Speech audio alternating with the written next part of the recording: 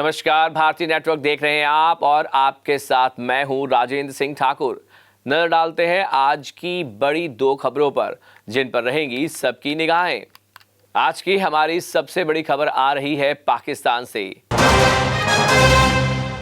आज हम बात करेंगे पाकिस्तान के परमाणु परीक्षणों की, एक ऐसी खबर जिसने पूरी दुनिया की सुरक्षा एजेंसियों की नींद उड़ा दी है। अमेरिका के राष्ट्रपति डोनाल्ड ट्रंप ने दावा किया है कि पाकिस्तान, चीन, रूस और उत्तर कोरिया जैसे देश छिपकर अपने न्यूक्लियर हथियारों का परीक्षण कर रहे हैं। ट्रंप के इस बयान के बाद अंतर्राष्ट्रीय हलकों में हड़कंप मच गया है। अब बड़ा सवाल ये है, अगर पाकिस्तान सच में गुपचुप तरीके से न्यूक्लियर टेस्ट कर रहा है तो आखिर वो ऐसा कहां करता है? इस सवाल का जवाब खोजने के लिए हमने की गहराई से जांच। चलिए अब आपको सीधा लिए चलते हैं बलूचिस्तान का वही इलाका जहां पाकिस्तान ने अपने पहले परमाणु धमाके किए थे और जहां आज भी हर साल दर्जनों भूकंप आते हैं।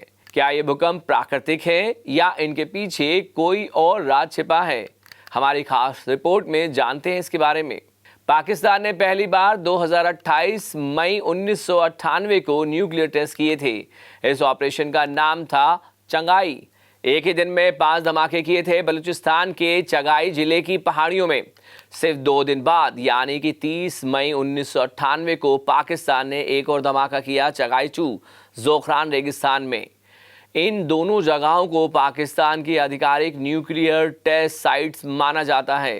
पहाड़ों के अंदर जमीन के नीचे बनाए गए सुरंग नुमा बंकरों में ये परीक्षण किए गए थे। उस वक्त पाकिस्तान ने दावा किया था कि उसके सभी परीक्षण पूरी तरह से सुरक्षित थे और रेडिएशन बाहर नहीं फैला। लेकिन बलूचिस्तान के स्थानीय लोगों की कहानी कुछ और ही कहती है। स्थानीय निवासियों का कहना है कि उन्हें बिना किसी चेतावनी के एक खतरनाक प्रयोग का हिस्सा बना दिया गया। न्यूक्लियर टेस्ट के बाद से इस इलाके में कई तरह की स्वास्थ्य समस्याएं और अजीब भूकंपीय गतिविधियां देखने को मिली हैं।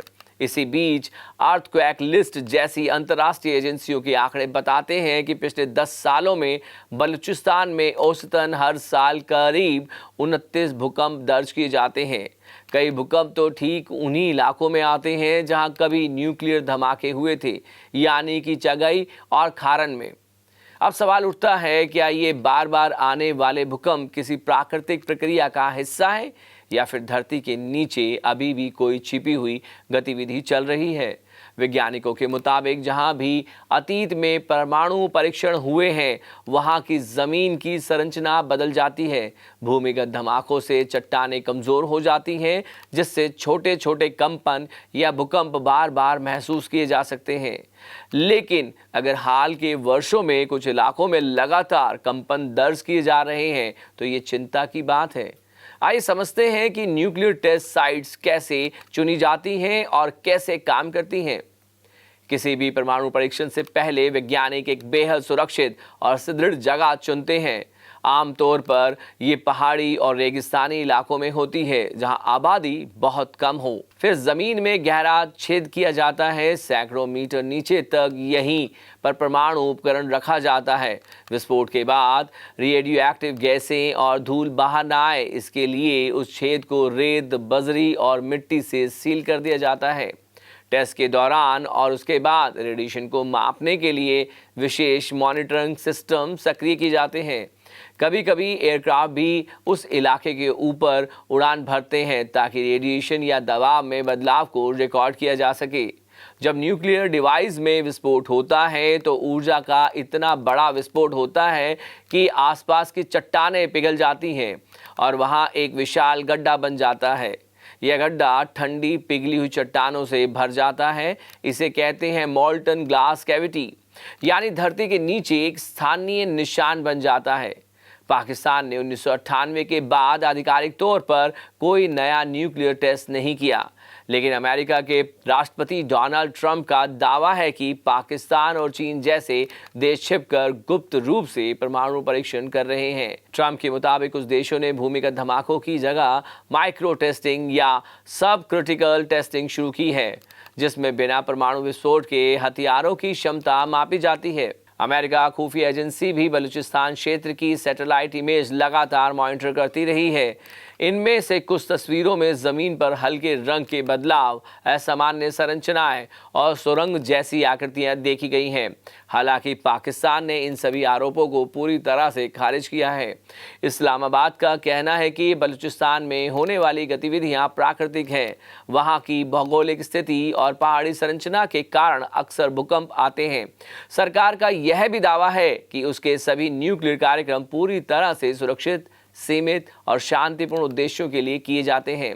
तो सवाल वही, क्या बलूचिस्तान में आने वाले 29 भूकंप हर साल सिर्फ एक प्राकृतिक घटना है, या फिर वहां कहीं गहराई में कोई ऐसा राज दफन है जिसके बारे में दुनिया को अब तक पूरी सच्चाई नहीं पता। अमेरिका के इस दावे ने एक बार फिर पाकिस्तान के परमाणु कार्यक्रम पर सवाल खड़े कर दिए हैं। अगर ट्रंप का बयान सही साबित होता है तो यह पूरी दुनिया की सुरक्षा के लिए एक चुनौती होगी। फिलहाल अंतर्राष्ट्रीय समुदाय की निगाहें अब पाकिस्तान के बलूचिस्तान पर टिकी हैं, जहां जमीन के नीचे शायद कुछ ऐसा चल रहा है जो धरती को बार बार हिला रहा है। आज की दूसरी बड़ी खबर आ रही है राजस्थान से। राजस्थान से आई एक दर्दनाक और चौंकाने वाली खबर। चलती ट्रेन में एक सेना के जवान की बेरहमी से हत्या कर दी गई। हत्या करने वाला कोई आतंकी नहीं बल्कि उसी ट्रेन कोच का अटेंडेंट बताया जा रहा है। घटना बीकानेर में हुई और अब सवाल उठ रहा है, क्यों और कैसे चलती ट्रेन में एक जवान की जान ले ली गई। हम आपको दिखाएंगे पूरी कहानी, कैसे एक मामूली कहासुनी बनी खूनी वारदात। मामला बीकानेर रेल डिवीजन का है। यह घटना बीती रात की है, जब ट्रेन अपने निर्धारित रूट पर चल रही थी। जानकारी के मुताबिक सेना का जवान राजस्थान के बीकानेर से दिल्ली जा रहा था। ट्रेन में सफर के दौरान जवान की कोच अटेंडेंट से किसी बात को लेकर बहस हो गई। मामला इतना बढ़ गया कि अटेंडेंट ने गुस्से में आकर जवान पर चाकू से कई बार वार किए।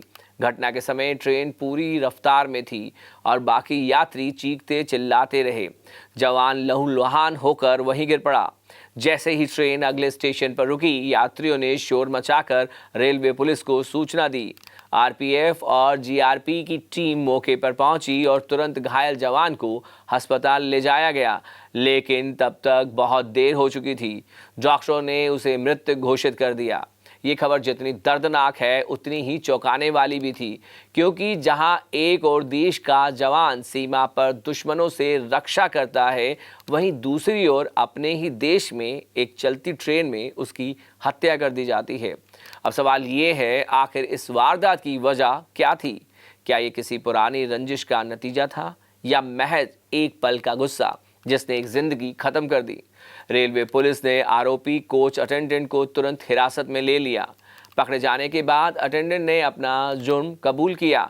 बताया जा रहा है कि जवान और अटेंडेंट के बीच सीट को लेकर झगड़ा हुआ था। बात बढ़ी, गुस्से में अटेंडेंट ने जेब में रखा चाकू निकाल लिया और जवान पर वार कर दिया। पुलिस अब यह जांच कर रही है कि अटेंडेंट ने ट्रेन में चाकू क्यों और कैसे रखा हुआ था, क्योंकि सुरक्षा नियमों के तहत किसी भी स्टाफ को इस तरह का हथियार रखने की अनुमति नहीं होती। घटना के बाद रेलवे प्रशासन में हड़कंप मच गया। बीकानेर के जीआरपी थाने में मामला दर्ज किया गया और रेलवे सेना दोनों ने मिलकर जांच शुरू कर दी। सेना ने अपने स्तर पर इस घटना की पूरी रिपोर्ट मांगी है। इस घटना ने एक बार फिर से रेलवे की सुरक्षा व्यवस्था पर सवाल खड़े कर दिए हैं। कई यात्रियों ने आरोप लगाया है कि ट्रेन में ना तो सुरक्षा गार्ड थे और ना ही तुरंत कोई मदद मिली।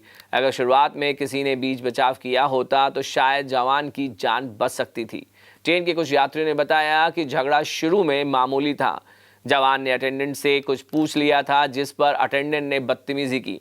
धीरे धीरे बात इतनी बढ़ी कि दोनों के बीच में हाथापाई शुरू हो गई। इसी दौरान आरोपी ने अचानक जेब से चाकू निकाला और जवान पर कई वार किए। कुछ यात्रियों ने बताया कि ट्रेन स्टाफ में किसी ने भी उस समय बीच बचाव नहीं किया। सब डर के मारे चुप रहे। घटना के बाद ट्रेन में अफरा तफरी मच गई। ये सिर्फ एक हत्या नहीं बल्कि उस विश्वास पर हमला है जो आम नागरिक ट्रेन यात्रा के दौरान रेलवे पर करता है। जहां लोग सफर में सुरक्षा की उम्मीद करते हैं, वहीं अब डर का माहौल है कि अगर चलती ट्रेन में कोई हमला हो जाए तो बचाने वाला कौन होगा। इस बीच जवान के परिवार को जब ये खबर मिली तो घर में कोहराम मच गया। परिजनों का कहना है कि उनका बेटा देश की सेवा के लिए गया था। उन्हें क्या पता था कि वह अपने ही देश में इस तरह मारा जाएगा। स्थानीय लोगों ने दोषी को सख्त से सख्त सजा देने की मांग की है। सोशल मीडिया पर भी लोग आक्रोश जता रहे हैं। कई लोगों ने लिखा, अगर सेना का जवान सुरक्षित नहीं है तो आम आदमी कैसे रहेंगे सुरक्षित। फिलहाल आरोपी अटेंडेंट पुलिस की गिरफ्त में है और उससे पूछताछ जारी की जा रही है। हत्या की असली वजह क्या है, ये जानने की कोशिश की जा रही है। रेलवे ने घटना की जांच के लिए एक उच्च स्तरीय कमेटी गठित की है। सेना ने भी अपने स्तर पर रिपोर्ट मांगी है। इस घटना ने रेलवे सुरक्षा, ट्रेन स्टाफ के व्यवहार और यात्रियों की सुरक्षा पर गंभीर सवाल उठा दिए हैं। एक बहादुर जवान जिसने देश की रक्षा की, उसे अपनी ही धरती पर चलती ट्रेन में इस तरह मरना पड़ा। यह सिर्फ एक क्राइम स्टोरी नहीं, बल्कि एक राष्ट्रीय शर्म की बात है। अब देखना यह है कि क्या इस बार सिस्टम जागेगा या एक और केस जांच जारी है कि फाइलों में दब कर रह जाएगा। हमारी संवेदनाएं उस बहादुर जवान के परिवार के साथ है। भारतीय नेटवर्क इस मामले पर लगातार नजर बनाए हुए है। आप बने रहिए हमारे साथ, क्योंकि यहाँ खबरें सिर्फ बताई नहीं जाती, उन पर चर्चा भी होती है यहीं पर। आज के समाचारों में इतना ही। ऐसी ही ताज़ा खबरों के लिए जुड़े रहिए भारतीय नेटवर्क के साथ। धन्यवाद।